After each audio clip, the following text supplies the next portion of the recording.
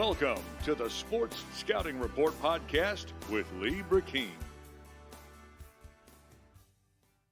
Hi, everyone. You're listening to the Sports Scouting Report. I'm your host, Lee Burkeen, our co-pilot, guest, co-host, man of many talents right now, Episcopal Knights announcer. Yep. Our editor for our magazine, and also co-hosting every week our podcast with me, Jace Lejeune. Jace, thanks for being here. Thanks for having me on once again, becoming a weekly occurrence here. Right. Keep your broadcasting skills at a sharp level for your Southeastern games that'll be coming up, too. Yeah, that's another thing to add on in a couple of weeks. Right. When they get back home. Highlight tapes, too. You're helping us do highlight tapes. Yep. So. I'm a Taysom Hill of broadcasting right now. Right. Learning that long-lived, to stay in the business, do multiple tasks. Mm-hmm. We all did them. So the show today is going to be pretty cool. Greg Gilmore called me from Fayetteville, North Carolina. Jace. That's awesome, yeah. Former NFL guy with the Steelers. Yep. Started with the Steelers. Was with them a couple of years. Played a little World League. You know, they dropped the leagues all during COVID, right? Right. Still, he told me he's not officially retired because he's still pretty young. He's like 27, he's only in his 20s. Maybe 26, 27. Mm-hmm. And Greg's back in Fayetteville. He's got his insurance license. He's doing a lot of things. He wants to come to Baton Rouge. He wants to come back. That's how much he loves LSU and Baton Rouge. Yeah, he was a good player when he was here. 6'4", 300 pounds, was the top player in North Carolina. Yeah, he was. Signed with LSU over Florida. Mm-hmm. And so he's going to be interviewed. We did an interview I did with Greg Gilmore, and he talks about the Auburn game. Yeah, perfect timing. Yeah, and then he talks about, what he's doing now. He talks about Frank Herron, who's still close with. He talks about, Lewis Neal, who lives like 20 minutes from him, who's back in North Carolina, by the way. And he talks how they're still good friends with Daniil Hunter and a lot of those guys. That was a good little group during that era. It was. And I believe that was Devon was around that time too. Yeah, Gottschall. He talks to him. Yeah. And he's also talks to Christian Lakator a lot. Who's still in Baton Rouge. Yeah. Not coaching at LSU now, but he's working for a beer distributing company here. Okay, yeah. Doing well. I know they honored him at one. It was either the Nice game or the Central Michigan game. I saw him. Yeah, I call them a blue collar group. They were just tough guys that were smart. And there was a time where the defensive line wasn't as deep as it was now, so they played a whole lot. They played pretty much the entire game. It was a one rotation. Yeah, it was one rotation. All of those guys played. And Lewis Neal had to be a tackle when he was an end. That's how bad it was. Mm-hmm. Yep. Remember that? They never could play Lewis at his DN spot. He had to go inside. They were Warriors. All of them played out of position. Devon had to play out of position. I think Greg and Lakator had to play a whole game. Yeah, right. Tackle. Yep. I think Mississippi State game, to play the entire game. There were no backups. Nope. That's crazy.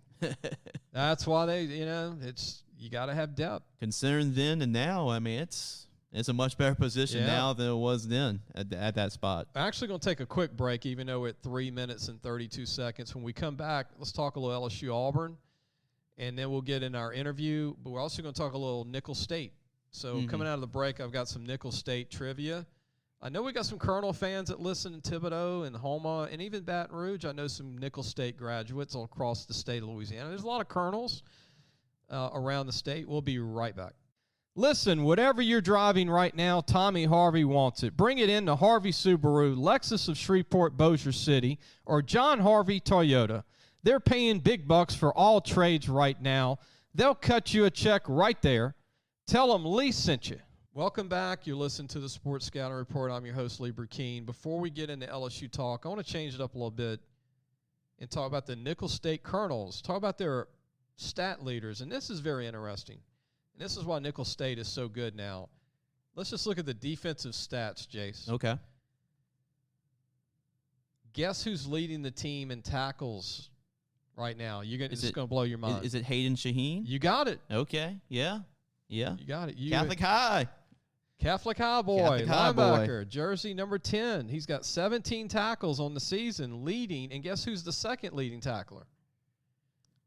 Let's see. Is it a linebacker Louisiana again? guy, defensive end. Is it Gansey? You got it. Barry Gansey? Yeah, okay. boy, you on a roll. Okay, 2 for 2. If this was the Gong Show, I don't know what kind of prize you would get. So Gansey has 15 tackles, 4 tackles for losses, 2 sacks. He leads in tackles for losses and sacks. How about that? Yeah. And who is the sack leader? Actually, he's 2.5 sacks. Is Zach Bernard from Lakeshore. Lakeshore, yep. Louisiana guys, Jarius Monroe, one of the top tacklers. East St. John. Yeah, East St. John, yep. Glenn Thurman. Rummel. Yep. Kevin Moore, Acadiana. Right. Elijah Reams, Catholic High. High. Miles Vigney, East St. John, Yep. D-tackle. Juan Mongeras, St. Aug. Yeah, St. Aug, yep. Purple Knight. Linus Noel, freshman, John Curtis. Yep. And Malik Woodbury, Rummel. Yep. That was another guy on that great defense, on that Rumble defense a couple years ago. And one more Louisiana name that's doing a good job, transferred back from Donaldsonville, Taji Brown. Yeah. Yeah, he's doing a great job. He came from Houston, right? Houston, right. Yep. The one I was thinking of his teammate that went to Southern from out of state. There were 2. Right. Yeah. Here's some stats. I'm going to test your knowledge, Jace, on Nicholls State. Okay. Not many Southland Conference championships. No. I mean, it's just really for Nicholls. Can you name the 3 years? Ooh, it had to been probably 70s, I would say. If that. No. 82 or 83, around there. You got to hit the 2s. 2000s. 2000s. Okay, so it must have been the early 2000s, 2002, 2003. 2005. 2005. Okay. And believe it or not, the other 2 was under Rebo, 218, 219. That's right. Yep. Yep. That's true. The playoffs, they went from 86 and 96 in 05 and under Rebo, 2017. I wasn't thinking about the 19. Rebo area. Most of the history is under Rebo now. Yeah, it is. It is because they had back-to-back conference championships in Southland Conference, and it was guys like Sully Leish and the quarterback a couple years ago that got them there. That got them to this point. Individual stats for Nicholls State right now. Lindsey Scott has thrown for 287 yards in 3 games and 2 touchdowns. He's passed for 725 in 3 games. That's pretty good. 6 touchdowns. He's 57 out of 90, Jace, which is pretty good. Yep. And Deshaun Dixon has got He's good. 27 catches in 3 games, 393 yards, 3 touchdowns. He's averaging 131 yards a game. Yep. He, to me, is a starter in the NFL. Oh, yes. And he's already set all the records, catching records at Nicholls State. Edna Carr grad and teammate of another Edna Carr grad who's in the NFL, Racy McMath. Yeah, Racy McMath. Yep. I watched them start side by side in high school. That's crazy. That's ridiculous. And they also have Dante's Costley, who's doing great. Yep. David Mosley from Rummel, Costley from St. James, and KJ Franklin from Sandoval. Yeah, he's really come on for him. 3 touchdowns. Yep. He's He's averaging 31 yards a game, 11 catches in 3 games. Not bad. And the kick returner from right there in Lockport is David Robinson from Central Lafourche. Yep. He's got a 22.7 average on kick returns. That's not bad. Yeah, that's impressive. They got a lot of options. They got a lot of skill options at Nicholls State and Houma. They really do. Before we get into LSU, I want to thank my sponsors, Treads and Care Tire Company, Jace. They do tires, brakes, oil changes, alignment, air conditioning, any tire brand you need. Pickup and delivery. They're in Central, the town of Central. Great new location on Hooper Road and Park Place Drive. Call them. The number to call is 225-331-8144. That's 331-8144. Ask for Devin Holly. Tell him you heard it on our show. He's been in business since 1971. I've known him since the late 80s. And also want to talk about John Harvey Toyota. If you're looking for a new or used car in Shreveport or Bossier City, you want to make sure to check them out. They are great people, low prices, honest people. Tell them Lee sent you. They've got John Harvey Toyota, Harvey Subaru, and Lexus of Shreveport, Bossier City. And also, Jace, if you need a car repair, man. Oh, yeah. Or you need a paint job, you want to go to Medine's Collision Center in Baton Rouge. They're on Kincaid Avenue. They've been in business since the 1960s. Call Chris Medine, Dominica Medine. Number to call, 357-7983. And by the way, very big sports fans. The wife, Dominica, is the bigger sports fan, by the way. Okay, yeah. Big Saints fan, big LSU fan. They're great people. Be sure to take care of them. They're helping us have this show. And I want to announce our new sponsor starting next week is Gross Savon in Lake Charles. Yep. And we'll be talking about how you can go on some hunting lodge experiences, fishing trips. I've been there. Caught like 80 bass in 3 hours, Jace. Wow, that's impressive. I mean, to have a lot over there. Felt like I was fishing in an aquarium. Just nonstop, rolling them and throwing them back out. Now you put cheese and don't use a bait, just bam, every cast. But we'll talk about Gross Savon, and glad to have them be a part of our show. We'll start up next week with some spots and everything. So you can buy a car at John Harvey. You can, get fixed at Medine's. If you need some tires, you go to Tres and Care. And then after all of that, you want to go hunting? There you go. You're all set. Yeah, man, we almost have it all covered there. Yep. We don't have any food yet. Nope. But we're working on it. And also, let's take a break. Come back, do LSU, and then we'll get into our interview with Greg Gilmore, former LSU D tackle from Fayetteville, North Carolina. We'll be right back. If you need a paint job or repairs to your vehicle, go see Medine's Collision Center located in Baton Rouge, Louisiana on Kincaid Avenue. The number to call is 357-7983. That's 357-7983. Your Baton Rouge Accident Advisors. Welcome back. You listen to the Sports Scouting Report. I'm your host, Lee Burkeen. Our co-host today is Jace Lejeune, our editor. And go to our website. Check out his articles. Yep. Also, Mac, our intern, his articles. Yeah, we'll have some articles tonight. Also, Aiden, who's a high school kid at Baton Rouge High. Check out Aiden's articles. 3 writers. It's lafootballmagazine.com. We do different recruits every week, about 4 total every week around the state. And I'll watch these guys, and then I'll see guys that are moving up, and I'll say, Jace, let's interview this guy. He's really improved, or this guy's really done good. Yep. So LSU, prediction time. Okay. Everybody in Baton Rouge has a prediction and an opinion on it. I was feeling good about my prediction until the fourth quarter happened. You go first this week, and then I'll give you my lay of the land. Okay, I'm seeing it's going to be one of those classic SEC games at nighttime, the atmosphere, and we talked about going back in 2007 with the classic Matt Flynn to Demetrius Byrd on the last play of the game. Eddie Fuller winning Eddie Fuller, yep. Auburn LSU's always been a weird game, and the barn burner with the barn burning back in the 90s. Right, the background. So, right, in the background. So it's always been a weird game, and I think it's going to be that type of weird game to it. The Plains was on fire that week. That's right. So I think LSU is going to be a close game, your typical SEC game. But I see at home, I think the atmosphere is going to be to LSU's favor, and just it's been like 2 years since all these fans can go and witness for LSU. And for LSU, their team hasn't witnessed that type of atmosphere, and really, like most of the players on the team haven't witnessed that atmosphere because you had to go back to 2019. So Auburn experienced the Penn State crowd, right. And I think that affected them. My opinion. Go give your prediction. My score. Yeah, I think LSU comes out with a victory, 27-21. We're pretty close. Okay. I'm going 31-21. 31-21. Okay. Only because they're home. Mm-hmm. If this was on the Plains, I think LSU scores maybe 17. Yeah. I think the only reason LSU wins is at home. Mm-hmm. If the crowd is loud. Right. They need the crowd. LSU's not a very good team still yet. Mm-hmm.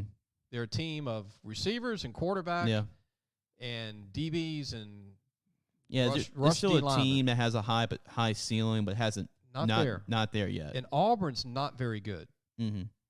Auburn's always got a great O-line, D-line. Not this year. Mm-hmm. Their linebackers, Owen Pop, is pretty good. Their DBs. He's been there for a long time. Their DBs are really good. I'm really worried that if you're not aggressive, the Auburn DBs will take you out of this. Yeah.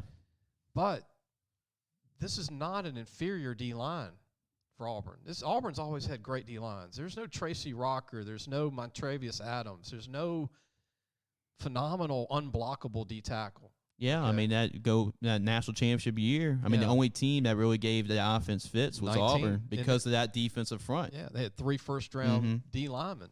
Yep. They don't have that this year. Georgia State ran right at him for 250 yards with a walk-on With a running fullback. back. Yeah. Yeah, but he was hitting a hole. Yeah. I don't know if LSU can do that. Yeah.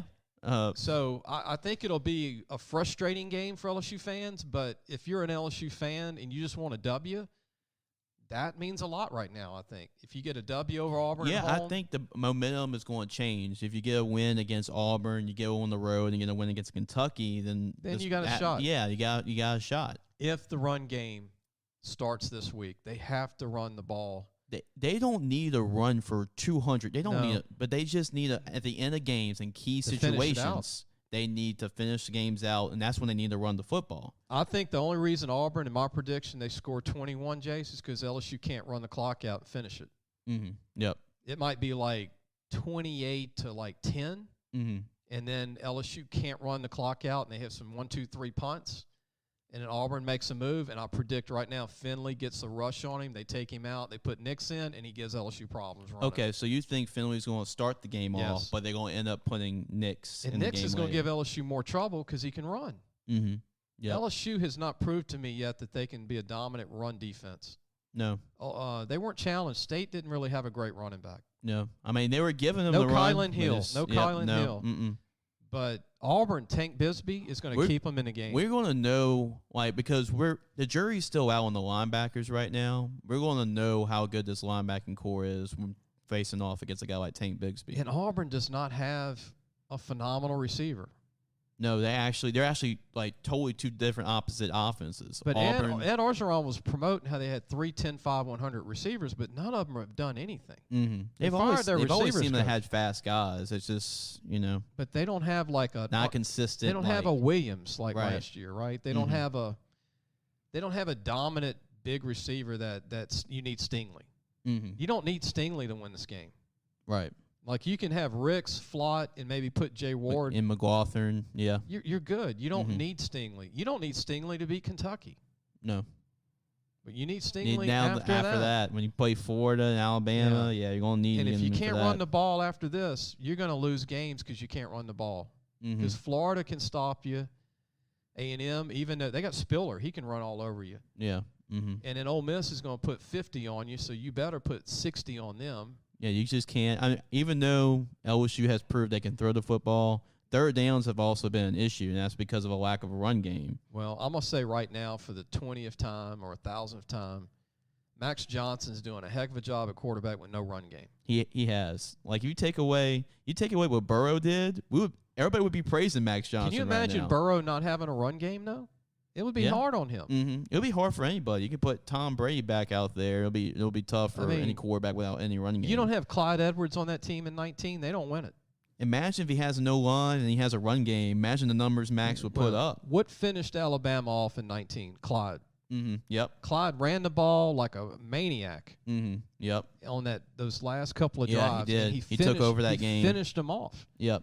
And you need that. And one of these guys at running back they're gonna have to step up. Yeah, but for LSU to go better than 8-4, they better find a guy or two people to do one job soon. They got like 2 games left total, and Max needs to have good games. He needs to have good games because he's really all they have right now to throw the ball down the field. And also, I know they're trying to protect him because of your quarterback situation. Right. But do you tell him to get the running game going? Do you tell him to Well, run a little bit? Know, I got this feeling. I have nothing behind it if you're listening to the show. I have no facts, Jace. I just have this feeling because, every week in practice I played football. Young guys get better. Nussmeier might be getting some packages ready, I'm thinking. I have this feeling that they're saving it that for they're a saving team. some packages to he's more ready since he's been practicing a month. Yeah. He might have some called packages in this game in Kentucky. Right. And I think when the most important thing, everybody's talking about Miles Brennan. The most important thing about Miles Brennan is just to have him available. Because if you have him available, then you can let your quarterbacks, you can play more Garrett, and you can run more with Max. You can run a little bit more. I think with him being on the bench and ready, it'll allow the coaches, okay, we can breathe. We can tell Max to tuck in and run if it's available when the zone reads. So, but I think, knowing football and people listening to the show that know football, if you get to practice a month during a season and you're a freshman, you've already grown a lot. So they're trusting you more. I would have packages for him in these 2 games so you can, use him in the upcoming games. Mm-hmm. Now, Brennan, with no run game, he wouldn't do well either. I mean, because he's not mobile. No. He would get sacked even more than Max. Yeah, but the only reason I throw that out is because you'll have a scholarship quarterback available, and you only have 2. Yeah. So he's not going to be playing, but I'm saying you'll feel more comfortable running your quarterbacks. Or are you going to O'Dowd, the walk-on from Florida, going, no, yeah, can you hand the ball off? Right, right. So that's why, and I think that's why they're scared to let either one of them quarterback run. Yeah, so. Nussmeier's wanted to run, and he runs a 4.5. Mm-hmm. But you can tell they told him not to. Yeah, they told really both of them because we haven't really seen. Because Max can run too. They haven't really told him it's only him scrambling for 2 or 3 yards. I think Miles is going to be back at practice, I think, in about a week or 2. So they might let this open up a little more, knowing he's coming back. Yeah, that they can open up the quarterback running game a little bit more. Yeah. Since the running backs can't really, the offensive line can't really provide holes for you. You need it. No run game. What you need, 3rd and 3 from Max. Mm-hmm. Yep. Because that's what he can do. He can do it like Joe. He can run the football and get you a first down. Somebody's got to step up behind Butte as the second guy. Yeah. Either it'd be Besh or Deion Smith, Thomas. Yep. J. Ray's getting a second opportunity. He's getting to rotate. Yeah, back they have Coy Moore in there. John Trey's coming back. Neighbors has gotten some time lately. Mm-hmm. Yep. We'll see. Devontae showing some flashes. Devontae Lee. They need a second guy to step up because I think double team starts this week. Yeah. Everybody's gonna be focusing on number 1. Auburn's gonna put their best DB on Butte, and probably put their nickel on Butte. Yeah. And it's gonna be open all game for a second receiver. I think Besh could make 10 catches in this game. Yeah, I just didn't think last week they threw a lot to him. Even though they did have the one play where it was challenged. I think he caught that pass. He did catch that. Yeah, he did catch that pass. That was horrible. That was a bad throw. He had his Max. hand under it, and it was clear. Yeah, and the announcer was like, "Oh, you can't see it." I'm like, "No, you can't see it." Yeah, that screwed the drive up, too. Yeah, because at least it would have been – now it could have been a better throw by Max, but it would have set up like a 4th and 1, and LSU probably would have gone for it. Hey, don't sleep on Mississippi State at College Station this week. Yeah, it's a letdown game for A&M because they're coming off that loss against Arkansas. State's angry, and A&M's not very good on the O-line. Mm-hmm. Yep. And their quarterback situation's yeah, I mean, they're, like you said, they're better than a lot of people think. And I mean, the Mississippi State's not good. They're good. I mean, they had a fluke loss against Memphis, and they beat NC State pretty bad, which beat Clemson. So I'm taking Alabama over Ole Miss. Okay. I'm going 55-45. You want to make this interestingly? I think Ole Miss gets them. It could happen. Yeah. Mm-hmm. I just don't think they can finish them. Okay. I just don't think Matt Corral is this Heisman Joe Burrow. I think he's played Tulane, okay? Yeah. Louisville. I mean, come on. You know what I mean? Mm-hmm. Now, I think he's impressed me more than I thought he was coming in the season. I thought he was overhyped, but I think he's legit. I think he's a really good quarterback. I thought he was overrated heading into the season, but he's proved me wrong a little bit. Alabama's a bend but don't break defense now. Mm-hmm. It's just weird to see that. I mean, Florida proved that you can run the ball on them and throw if you have a run game. Mm-hmm. Yep. You know, Ole Miss has a better run game than LSU, actually. Yeah, they can run, and actually they lead. I think they're number 1 in the SEC right now in rushing. Yeah. So I mean, look, it could go either way. I just don't think they can finish Bama. I don't know why. Ole Miss just can't finish. I definitely think they cover because I think Alabama's a 17-point favorite. Yeah. You're telling me they're not going to cover that? I think they'll at least cover It's going to be a war. Mm-hmm. You know what's good for LSU? Ole Miss might not recover from this. They might be up for that game. Win or lose, yep, mm-hmm. They're putting everything they got into this. They're putting all their chips into this one. You know, Alabama can't afford to have any more injuries. Mm-hmm. And this is going to be tough for them. Yeah, I think Alabama loses a game. I don't know who. Could be Arkansas. Could be Arkansas. Look, don't count out Arkansas at Georgia. Yeah, that's gonna be a physical game. You know that's gonna be a physical game. Arkansas brings it. Yeah, they do. If Georgia don't bring it, I don't see gang tackling. I have seen Georgia's defense gang tackle, but Arkansas is the most spirited team I've seen in the country. There's 5 or 6 guys round to the ball in every I single want play. whatever they're drinking. I mean, whatever, because LSU needs that. They maybe it's this game, maybe it's this crowd, maybe it's the first 90,000 plus that gets this team pumped.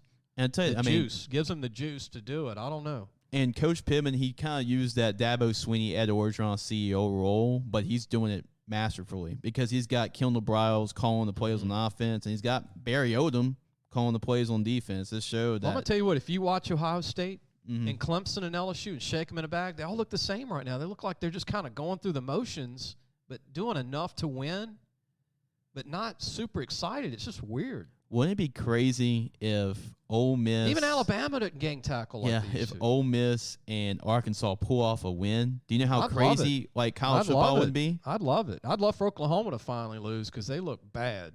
Then we certainly don't know who would be the 4. Who would be the 4 teams if that happens? I don't think there's a guaranteed any. I think Bama's the most overrated one they've ever been. Even though they're still they're still good. They're not dominant though. I thought they were invincible after the Miami game. Then we saw how Miami wasn't good, and that Florida game showed that they're not invincible. But you know what our fans forget every year because we get too excited? They forget about the gauntlet schedule everybody has. And the gauntlet means you're going to have a lot of injuries. You're not going to be the same. You're trying to get through a season, and things change. So Alabama might not be as healthy for LSU, and you never know if LSU's healthy and they're getting a run game. You never know. Yeah, teams change, teams evolve, teams get better. And you got to stay healthy because you still don't have 10 of anything. You know, everybody goes, oh, LSU is the greatest D-line ever. But it's still not 10. It's like a rotation of 7. Yeah, right. It's not, 10, 12 guys going in and out, which is, to me, that's depth. Right. We haven't yet seen LSU's depth. Yet. And it's unfortunate because you're not going to see it at full strength at all this year because Andre being out for the whole season, and then you're not sure when Glenn Logan's going to come back. Emory don't even get to show what he could be. Emory's out. Bradford might not get. We don't know the status on Bradford might not get his waiver. Yeah, right. I hope so. They need another back They big do. time. They really do. And then we need Sage Ryan to get healthy for a safety position. Yeah. I mean, Sage was the jewel of the class at safety. He was the guy that was going to come in. Him and Derek Davis. Yeah. Derek's playing special teams, but, Derek was a running back in Pennsylvania. Yep. He's one of the top 3 players in Pennsylvania. He was a safety, but sometimes it's just not as fast as we would like it to be where they need help. Yeah, it's just that instant gratification of fans. Oh, he's a 5-star. He should play immediately. Sometimes it's not the case. Sometimes it takes more for guys to develop. They're not NFL guys at 19 still. They might look the part, but they don't know the defense yet, or they're not used to the speed of the game yet. High school to college is just the biggest it's the biggest transition. It's even bigger transition from college to the NFL. It's a big jump. Because nobody's weak. Yep. In high school, you can say, okay, there's a huge weakness here. In college, you can say, well, this is their weakness, but nobody's slow. Right, and you also got to get out of your mind with these 5-stars too, is that they were the main guy. They were the person. They were the best player. They were the person that got the ball every single play. But in college, it's different. You know what separates them, though, Jace? Work ethic. Yep. Toughness. And LSU needs to go back to the recruit model that Clemson started with Dabo Swinney. Yeah. Recruit guys that tough work ethic and highly rated. You can get away with a bunch of 3-4-star guys that are bought in. Everybody's bought in, and you can win. We've seen that already. That's been all this year. Arkansas's got a whole team of them. Yep, Arkansas. Yeah, they're good enough to be in SEC, but they play to another level. Yep. And they're a team, and I'm gonna tell you, they're scary. I mean, I don't know if they're gonna fall off because they're momentum. They got a tough schedule ahead. But they beat Georgia. Whoa. We're talking beat Alabama, and they might go undefeated if that was to happen. I've already believed in the hype after the Texas game. After the Texas game, like, this Arkansas is. I was convinced after A&M. Yeah. Because Texas is kind of. Yeah, but just the way they beat Texas was kind of a statement. It was a beat down. Yeah. Yep. But beating A&M and all their hoopla, you talk about take the smoke out of the bag. them A&M fans went from, we're going to be the Atlanta representative to, we might be like LSU. We might lose 3 or 4. Yeah, A&M's got a lot to work on, and I wasn't high on them after Colorado game. I think Alabama's going to smoke them. Yeah. I think State could beat them this week. If that happens, yikes. Yeah, that's going to be interesting with the media. But LSU fans are hoping A&M loses every game because of recruiting. Mm-hmm. Yeah, recruiting. Houston, Texas. They want LSU to get back to Houston. And also, I believe there's still bad blood from that 7 overtime game a couple years ago. There's still a lot of bad blood there. And LSU could have beat them last year with a running game. Mm-hmm. You think about that was one of LSU's worst teams they've ever had. And almost beat and that them. was A&M's best team they've had for a long time, and LSU still almost beat them. I don't know. I don't call Jimbo the quarterback whisperer yet. I know he's hands-on, but he's not Dan Mullen when it comes to quarterbacks. Yeah, right. I know he works it hard. Sometimes I wonder if he overworks, overcoaches. Yeah. Because his quarterbacks, they always seem confused when they finish after 3 years. Yeah, and I have to say, if it was a quarterback battle, I mean, no offense to the Calzada guy, if it was a true quarterback competition with Haynes King and the Calzada guy that we were seeing, I mean, how good is really Haynes King if it came down to a battle between him and Calzada? I don't think he's a future NFL first-round pick. I saw him play. I saw him in high school, and then I saw him play in spring. And then I saw him play against – the early games, but he was a project, and he was not polished. He wasn't somebody, we're playing Haynes King, we're going to lose this week. No, he was still like Brennan, like we don't know how good he's going to be, right. That kind of deal. He was heralded out of Longview High School, and sure, they were the school in East Texas, and his dad, John King's a great guy, but LSU was recruiting him the same year TJ Finley, which is unique. Okay. And they went with TJ over Haynes. So that's interesting. I tell you what, to end the talk with LSU Auburn, if TJ Finley starts and they don't get to him, he'll destroy you. I mean, LSU should take advantage of it. You remember South Carolina game he won at LSU? They blew South Carolina. Yeah, if you give him, if he has time, he can beat you. But if you rush him, he's not that great. I hope they don't do a 3-man rush on Finley. No, I think you get after Finley. That's when and LSU should know. I mean, he was on your team. Right, you should know your weaknesses of what he can and can't do. And you got to hold a middle linebacker back in case he wants to do a delay draw. He's not a 4.5, 4.6, 4.7. He's more like I think he's now 4.9 from a 5.3. I mean, he can move a little bit. I mean, he's not going to beat you. But he could fall down. He could fall down and get 3 yards. Yeah, right. 6'7". Yeah, he's nimble enough. And he's actually in the best shape of his life. He looks lean. Under 250. Yeah, he does. And he was almost 260 at LSU. He looked lean, kind of like with Cole. Like he leaned. Kelly, Cole Kelly. He leaned. Good comparison. They're both 6'7". Yeah. That's a big quarterback. It is. We're going to take a break. When we come back, we're going to go to Greg Gilmore, our LSU interview, former LSU D tackle Greg Gilmore. We'll be right back. Be sure to take your car and truck for all your tire needs to Treads and Care Tire Company located in Central. The number to call is 331-8144. Family owned and operated since 1971. That's Treads and Care Tire Company. Welcome back. You're listening to the Sports Scouting Report. We just got to talk about Nickel State, LSU. Let's go ahead and do our interview with Greg Gilmore. Greg, a former D tackle, had a lot of good things to say. We talked about a lot of different stuff, and we'll have 2 parts of this. Check out Greg Gilmore, former LSU defensive tackle. Hi, everyone. You're listening to the Sports Scouting Report.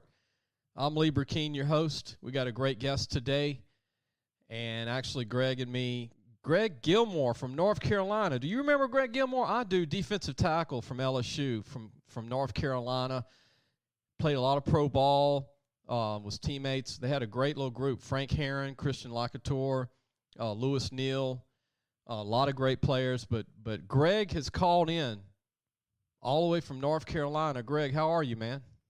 I'm good, man. How you doing today?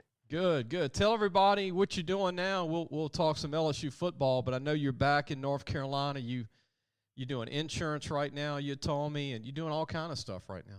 Yeah, man. So I do a bunch of different things, man. But I feel like my main work right now is I'm an NFL liaison for Bill Financial Group. Bill Financial Group. I don't know if you know who Bradley Beal is. He plays basketball, plays for the Wizards. Yeah. Well, his brother Brandon is my boss. Is the CEO of the company. Oh man, that's pretty neat. And so he works with NFL guys. He works with NBA guys.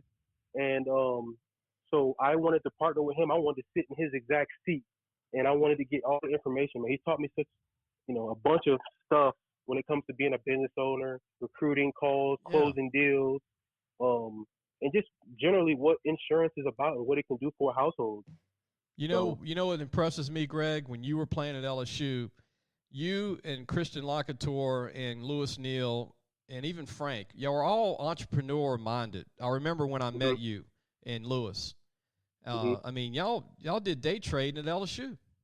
Exactly, man. Louis Neal, man, tops off to him, man. He's the brains of the trading operation, and he's really been teaching me, reading the charts, man. And surprisingly, there's a surprising correlation between what the market does and what's going on out here in the world. Yeah. So being in the trading industry as well has really kept my eyes open to what's going around in the world. A lot of people will have their eyes closed to what's going on in their nation and other national countries. So I think that's a good deal. Yeah, you were highly recruited. I remember you went on TV and committed to LSU over Florida. Yeah, man. Yeah, man. What was that like? Because you were one of the first in many years since Lance Smith back in Kannapolis, North Carolina, back in 82. I mean, it had been since 82 since LSU had someone from North Carolina. And then you and Louis Neal. Yeah. You said Louis is not, 10 minutes from you right now? Where he lives? He's about $15. He lives about 15 minutes away, man. We talk on a weekly basis.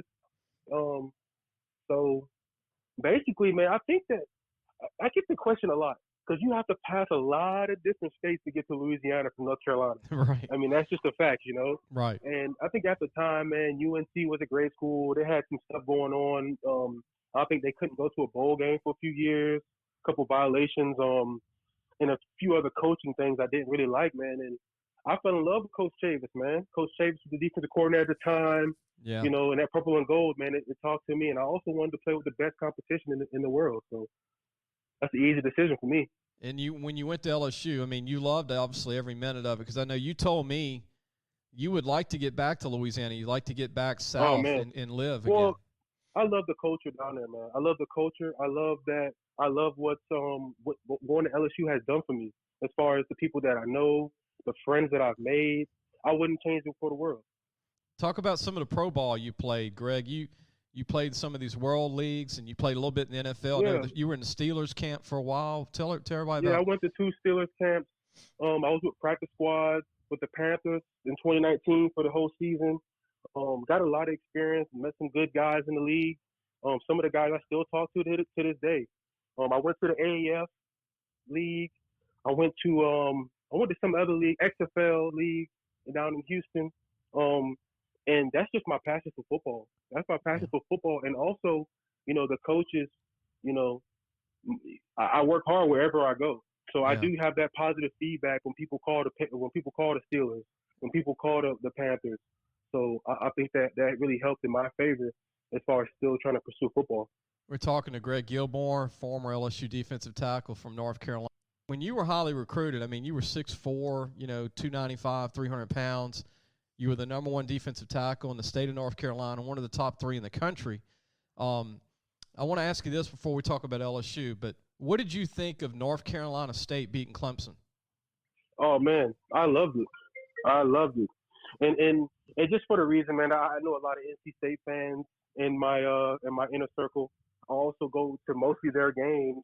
If it ain't an LSU game, it's probably an NC State game. So I kind of fell a little bit in love with that school. But I loved it because I love drama in the football world. Right. If that makes sense. Right. Right. Everybody doesn't want to see Clemson and Bama every single year. Right.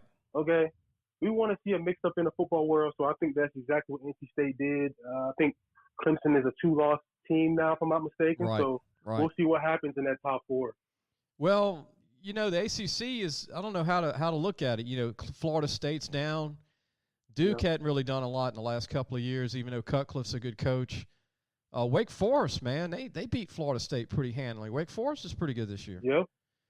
And in North Carolina, North Carolina is not looking that good so far. North Carolina. I know, man. They actually had a receiver that came from my alumni high school I'm real close with, and they're just going through a little bit of struggle, But I feel like they have the young guys on the team that can get it done. Virginia's down. They're not looking good, Greg. Virginia's not doing good in ACC. I don't even know if they have a win. But I or also not. feel like if Clemson wins the ACC as a 2-loss team, do they still get in? I don't think so. I don't think so. I don't think so either. I think the 1-loss team out of the Pac-10, maybe the 12, could I haven't looked at the standings, but Yeah, and then look, North Carolina State lost to Mississippi State. Yes. Which is crazy because LSU beats Mississippi State the following week. And now we've got LSU Auburn at home. What do you think? I mean, you played Auburn two times, 3-4 times in your career. But what do you think of playing Auburn? What was it like to play Auburn? And I think Auburn has a great stadium. I think right now I would love to see what TJ Finley does, and just kind of shake it up. For me, I always focus on what I can control. So I want to focus on LSU. I want to focus on that defensive line play, make sure we're getting our hands on people and shedding blocks. We can do that. We're going to win every game. I want to ask you that, Greg. Speaking of shedding blocks, they're very talented, and they're probably more talented than the group that you were with, but they don't shed blocks very well. They don't get off the ball, especially the run game. Yeah. I think that comes with experience, man. Yeah. I feel like the fifth year senior me, Christian Frank, played a lot of snaps. And then we had Pete Jenkins. Pete Jenkins, one of the best defensive line coaches. He teaches hands and explosiveness and definitely shedding blocks. So it's a little bit of different of a system, if that makes sense. Yeah. We played under David Aranda, so it's a lot of different systems that LSU's going through. A lot of different coordinators that they're going through the years. So I think it all comes down to consistency, man. Just going to practice every day and being consistent and applying that to your game. Greg, how good of a coach is Dave Aranda to you? He's 3-0 at Baylor this year. He's looking good at Baylor. Yeah, well, I would say, man, I have a lot of close relationships with a lot of defensive coordinators. And that a lot of defensive coordinators around here, a lot of defensive line coaches. But I will say he's probably one of the most intelligent coaches. I often told him in my LSU days that it would be a waste of his talent to be a head coach because he's not calling defense. Yeah, there you go. Yeah, that's his strength. Yeah. And it's just down to, hey, man, what do you think about how that 3 technique plays that block? Yeah. How do you think that affects that linebacker? Which in turn affects that safety field? All that stuff. He's thinking about all of that stuff. And I think he's probably one of the most intelligent coaches, defensively, man, I've ever seen. So, and I love having conversations with him because he challenges you mentally, and that's what you need. Attention to detail, huh? For sure. How good was Aranda with changing a game plan during a game, like adjusting? Because he seems like a guy that can adjust on the fly pretty good. Yeah. So I feel like the best thing that he taught was teaching us. Hey, Greg, man, I want to teach you exactly what every block does. So that way when I go on the sideline, hey, I'm getting a wham, I'm getting a tug block. Yeah. All of that information he can collect because he's taught us like a level, what we call the Spanish 2 of the game, not just Spanish 1. We're at Spanish 2 now, so he can actually drum up an even better assessment of what's going on the field. I mean, and in turn, make the necessary adjustments. Greg, were you able to come to the 2019 season and catch a game? No, man. I wish. I know you're working and you're busy and you were playing pro ball maybe a little bit too, possibly. Yep. Did you follow the 2019 team? I know you knew a lot of those guys. Mm-hmm. Oh, yeah, sure did. Watch every game. I still watch some of the games. I watch so much football, man. I just analyze, but I think that was a great team. Yeah, I mean, you played with a lot of those guys. Like Clyde Edwards was on the team with you. He was a younger guy. Yeah. And, man, we always Jefferson. used to clown all them guys, man. We used to clown all them guys. Hey, y'all too small, man.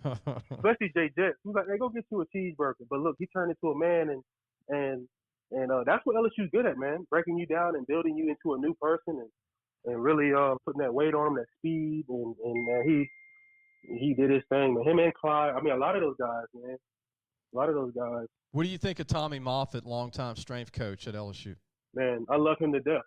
And you got to realize, man, probably 70% of these strength coaches worked under Moffitt at some point. Yeah. I'm sure. I mean, his intelligence, his the way he motivates his players are on a different level, man. And he also has the mentality of, I want a great supporting staff. Mm-hmm. He don't just hire anybody, And when you do that, you create a different culture of strength training. I mean, guys go out and leave from under him and go get a head job somewhere, Yeah. Yeah. So remember when you were at LSU, when you finished, you and Louis Neal, we went to dinner one night, and I remember you said you can't have any spicy foods. I'll never forget that. You said, I'm a North Carolina boy. I can't do no spicy foods. You're like, what do they got on the menu? I was like, that narrows it down a little bit. Oh, man, that's one thing that is the most drastic thing about the food, man, is the seasoning. How they season their food. I came back after 5 years of being in Louisiana, and people was like, yo, you can cook like this out this world, dog. I said, man, you got to add the right seasonings, man. And it's not even Baton Rouge or New Orleans. It's like it's Beau Bridge and these fairly small towns who got that good food. So what do you miss most about Louisiana, Greg, besides the food? I mean, it's a beautiful campus at LSU. People are really friendly. But what do you... man, I think that I just miss the sense of community. I know a lot of people there. I've got a lot of connections down there, and a lot of people, besides Louis Neal and maybe a few other guys, and I'm just strictly working down here, Yeah. I would love to, see my boy Christian and go golfing once a week, Speaking of him, speaking of Christian Locatour, you told me he's doing really good in Baton Rouge at Anheuser-Busch, right? Yeah, man. He's really working up the chain. We're actually going to try to start a podcast here soon. You told me that. So we've really been drumming up some good things, and I feel like we do have the connections and we do have the football sense to start one and really talk and really, grab a good audience, Yeah, I think you and Christian would do great because they'll talk very good. I mean, y'all very mature, beyond your ages, always have been, and you get Louis Neal involved. I mean, y'all got a triple whammy there, man. Oh man, we could talk about, and I told him, man, I want my podcast, to be real and talk about the inside. I want to talk about different things that people always talk about. Yeah. People always want to talk about draftees. I was undrafted. He was undrafted. 90% of the NFL undrafted. Frank Herron was undrafted, right? Frank was undrafted. Right. He's still playing. He's on practice squad with Carolina right now. Yeah, he's been able to bounce around and make it and make this a career out of it. Yes, man. He was with Detroit at one time, wasn't he, Frank? Mm-hmm. He was there for a few years, actually. And New England. There for a few years. Yep. Won the Super Bowl there, actually. Got a ring on the practice squad, huh? Mm-hmm. So what's Danny Etling up to, man? Your former, I know he was on the team. Man. I know Danny was cut, but is he going to get brought back possibly? I don't know. I hope so, man. I always wish good on all my LSU. I mean, he was my quarterback, man. Right. He was my quarterback, Right. I feel like they moved his position a couple of times and trying to keep up with him. You try to keep up with everybody, but you can't keep up with everybody. So I know they moved his position a few times, had him run the ball, had him catching the ball a little bit. One guy that I know, now that we're talking about it, is Russell Gage, man. I've been following Russell. Whoa, hasn't he done unbelievable, man? Goodness. Man. His Atlanta. story is unbelievable. The way he plays is unbelievable, and he has so much room for growth, and that's what matters. Greg, I remember watching Russell Gage at Redemptor's High School, which they don't even exist anymore for football in Baton Rouge, and he was really good, but he was very underrated then. Like I liked him, as a recruit. Yeah. But he's always been he's always had to fight the underrated label, and I think he feeds off that. Well, being an insider, I can tell you this. He started off playing on not practice squad, but kind of like how the practice squad is for us. So, like, he basically showed the look of the other team. Yeah. He was playing wide receiver. Of course, he came to LSU, played DB. But he was playing wide receiver, emulating the other teams. Out of nowhere, he is just going bananas at practice, man. Nobody can guard him. He's jumping over people at practice, and so hey, let's make that switch. And that was the best. That was the best thing that ever happened to him. So he became Superman through accident as a practice squad guy in college. I'm telling you. And what he did was he took that talent, he saw that hole, that niche, and he became consistent. So hats off to him, man. There's a lot of guys, you know, that are doing very well for themselves in the NFL. So. Yeah, I mean, even Jalen Mills is making a great career, your former teammate. Jalen Mills is in New England. But he's always had it, man. He was riddled by injuries and stuff, but he's always had the mentality. He's always had the God-given ability. So he's just putting it together at this point, you know.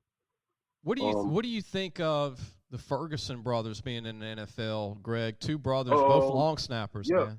Yeah, those are two really good guys. They're really strong in their faith. They're really strong in family.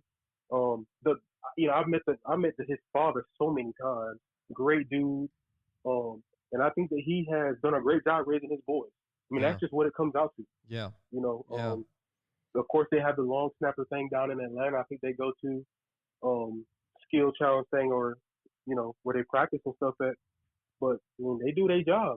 They take it serious. So what else can you say? Georgia boys out of Beaufort, Georgia, man. Not too far from North Carolina. But we're going to take a break. When we come back, we're going to finish our interview with Greg Gilmore, former LSU defensive tackle from Fayetteville, North Carolina. We'll be right back.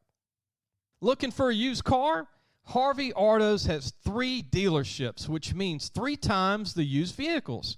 They've got everything from fuel-efficient compacts to luxury models, even hybrids, and certified pre-owned with a warranty. Check out John Harvey Toyota, Harvey Subaru, or Lexus of Shreveport, Bossier City. Welcome back to continue our interview with Greg Gilmore. Hope you enjoy this. We're going to go ahead and continue our interview with Greg. Welcome back. You listen to the Sports Scouting Report. I'm your host, Lee King. Greg Gilmore is our guest, former LSU defensive tackle from North Carolina. And, Greg, tell everybody about your hometown, the name of your hometown, and where that is in North Carolina. Because, if you're not from North Carolina, like I've been to Charlotte. That's kind of like the tourist city, right, of North Carolina? Oh, yeah. Charlotte and Raleigh, man. Raleigh. Those are the 2 places that people go to. Well, I'm from Fayetteville, North Carolina. It's actually on the come up. It's a bigger city. Don't have a lot of tall buildings. However, it is connected to an Air Force base. Okay. Fort Bragg. So it's really a military city. A lot of military personnel live here. So at the end of the day, man, I think that and I love Fayetteville, man. I love Fayetteville. I actually started a nonprofit here, Self-Made Healing Hands Foundation, here in North Carolina, in Fayetteville. With the aim of just kind of bridging the informational gap between college and high school. I mean high school and college. I'm from North Carolina, went to LSU, and all the recruits are from Florida, Texas, Georgia, Louisiana, obviously. Right. And these guys are so advanced when it comes to technique, when it comes to recruiting, when it came to a lot of different things that I didn't know. Yeah. And people that live in my city still don't know. So I started this foundation, and it turned out just me trying to help the kids out to, that's good. Me talking, doing a webinar for the Cumberland County School Board, of parents. So it's turned into something over the last 8-9 months, but that's still, of course I do insurance. Of course I have a business, but those are my passions, my podcast, my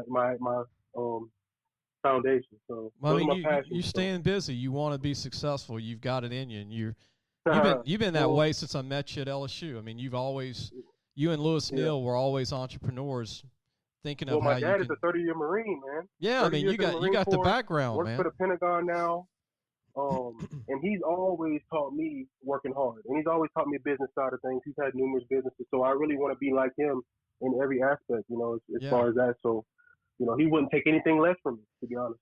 Hey, getting back to the Auburn game in LSU this Saturday, it's going to be on TV. You should be able to get it in North Carolina. It'll be on TV. But what would be your prediction if you had a score of this game? LSU, the run game's not where it needs to be yet.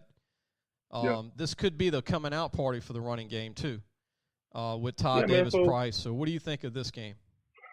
I mean, I don't know. I feel like Auburn has shown a lot of great things I'll tell you they went against Akron. Beat the bricks off of them, put up 60. Also on Alabama State. Yeah. But when they played Penn State, what you saw in that game, could probably project them forward towards LSU. Like as far as like the kind of the same competition, because they play Alabama State, Akron, and Georgia State, and Auburn. So I really want to see the lineman versus lineman matchup. That's what I always watch first. I start with the linemen. Which one are getting that initial push in the first quarter, and then compare that to what's going on in the fourth. I mean, people get tired. We don't know the depth of and so I'm gonna go with LSU, man. I'm gonna always rock with LSU. I feel like we're coming out with the passing game. We'll be able to run the ball a little bit more. Hopefully some guys are healthy. I know Dre Anthony's out for the season, but I do have faith in that defensive line, and wherever the line takes you, the team takes you. So. Yeah, I mean, what do you think of the offensive line? I mean, they're taking a lot of flack. I mean, they always get flack if things aren't perfect, but they got some guys that have been banged up, like Dackless. And you know what, Lars. man? I feel like they have to. They can't see the big picture. They can't see the big picture as an offensive lineman. You gotta, even the defensive lineman. You see the receivers. You see the running back. You see the tight end. But then once you put your hand down, let's focus on doing our job and doing our job right. Whatever that is, running, passing, and let the running back do his job. Yeah. And I think that's what Coach O preaches, and I think that's what they're going to do this weekend. But Auburn's a good team, and it's at Auburn. No, wait, is it at Auburn? At LSU. At LSU. So we'll have that crowd, and I mean, I don't know, man. I love a good Auburn LSU game. And it's a 9:00 game, if I'm not mistaken. Yeah, it's a night game, so it's going to be a lot of. I remember we had an LSU game at 12:00 one year. I mean, an Auburn game at 12:00 one year. It's terrible. It's hot. Terrible. It's hot. Yeah, so I'm really looking forward to this game. I'm going to go LSU 31, Auburn 17. I love it. Auburn doesn't have playmakers like they used to, Greg. They don't have those great receivers. Right. They got Tank Bigsby. And I think Tank Bigsby is going to keep them in the game. That's just kind of my lay of the land watching them play. Penn State, they couldn't throw the ball. And then their defense is not as good as they were back in the day. Like when y'all played Auburn, they were stacked. Yeah, they had big Montravius Adams. They had some men. They don't have that. They don't have that right now. Yeah. So, LSU's not where they need to be yet, but thank goodness they're playing a team that's not a dominant team. And it's at home. Like I said, 85,000, 100,000 fans are going to make a difference. Right. I think they'll come on top, man. I think that I feel like last game really opened up something for that running game to start this week. That running game needs to show itself, and I think it will. The defensive line, I always have 100% faith in them guys. I talk to them guys all the time, and hopefully, hopefully they come out with a victory. Greg, before you go, tell everybody if they're trying to get in touch with you or any guys from LSU that have companies or just want to help you get back, give out an email or whatever you want to give out so they can get in touch with you. Yeah, so my business email will be ggilmore99lsu@gmail.com. That's the easiest way to reach me. That's my business email. I kept it LSU. I kept it 99 because I want people, because I'm proud of it. Yeah, you were number 99. That's right. Yeah, exactly. Selfmade 99 on Instagram. Selfmade99_. And you can just type in Greg Gilmore on Twitter, and I'll be there. But I check my stuff every day. Man, I would love to get back to Louisiana, man. I'm actually should be coming back within the next month or so. And I'll probably be there for a few weeks, and I'm always happy to be back when I'm back. It's a good feeling to be back down south. So. Yeah, well, I hope we can get you back here in Louisiana and get you back, because I know people would love for you to come back, being an LSU grad. And like you said, you love North Carolina, but you just something about Baton Rouge. You want to get back to Louisiana. Man, exactly. So, Lee, man, I do appreciate it, too. I do appreciate the conversations that we always have, even off. Yeah, man, I'm glad you called me. I'm glad you called me, man, from North Carolina.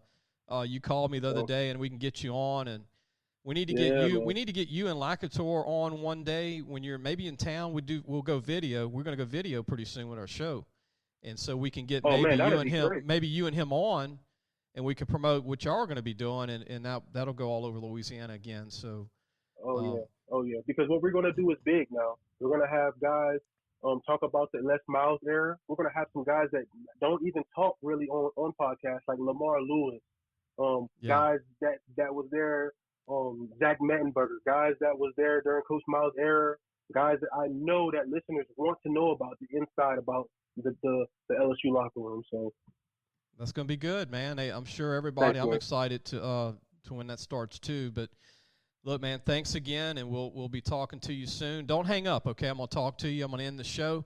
Everybody go to our website, lafootballmagazine.com, to get your preview magazine, South or North copy or digital. We've got all 315 high schools previewed, all 12 colleges, and a big recruiting section for North and South that are differently. Go to Louisiana, lafootballmagazine.com. Hope everybody enjoyed the show today. Listen to me and Jace for what it's worth, 2 cents, 3 cents. Our predictions. My prediction last week was kind of close. Yeah, closer to mine. I'm getting the points right total on some of them, but we're getting close. Yeah, I was feeling pretty good until the fourth quarter happened. They made a little run at it to close the gap. We can't finish games, so I guess we can look at that adjustment, that if LSU gets ahead.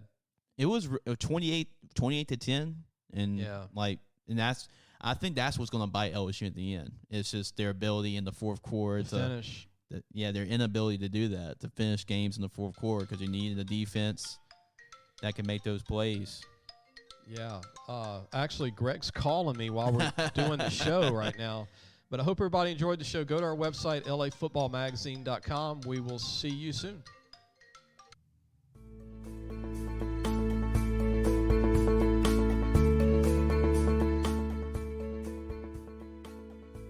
Thanks for listening to the Sports Scouting Report podcast with Lee Brakeen.